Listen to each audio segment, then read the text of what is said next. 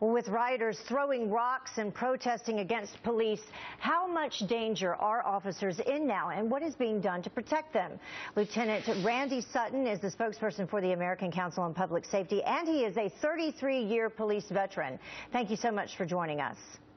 Thanks for having me, Heather. You know, a 33-year veteran, have you ever seen a time like this when it does appear to be open season on officers? Well, no, I've never really seen anything quite like this. I was a veteran of the Rodney King, what we call Rodney King Fright Night, when the riots took place across the country. And there was pretty much anarchy at that time. But I don't think we have seen what's taking place in Baltimore in 50 years. And it is an extremely dangerous time for law enforcement in a lot of different ways. And what can we do to counter the problem? I mean, it also seems like it's spreading through social media. Well, this is one of the greatest dangers that face the police is the abuse of social media. But look at it in a little closer.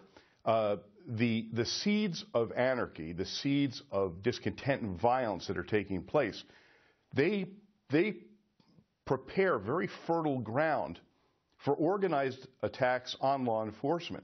And when you look at organized gangs, criminal gangs, they present a tremendous threat to law enforcement. They always have, but now with what has been taking place recently, this gives them a further impetus, and it gives them an opportunity to target law enforcement in that anarchy, in that chaos of what is taking place in the streets of Baltimore, Ferguson, and wherever the next city is that this takes place. And this isn't the first time that we've seen this, where these groups have come together, said that they're going to bond together. We saw it, as you just mentioned, in Ferguson as well. And I asked you this: what can we do to stop it?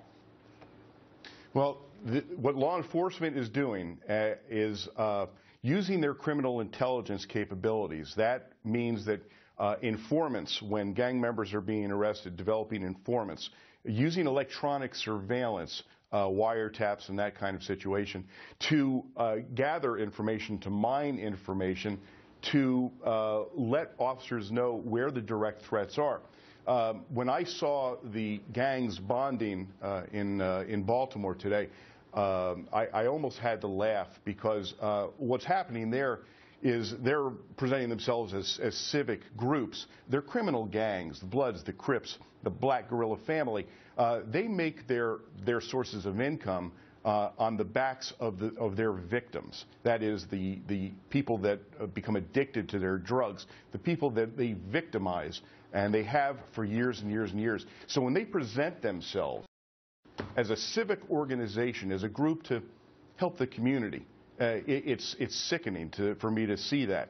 And law enforcement, last year we saw 126 officers die in the line of duty, and we saw an unprecedented amount of ambush attacks on law enforcement.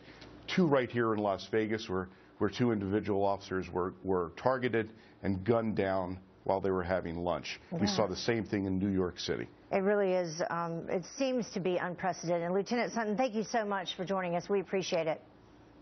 Thank you so much for having me.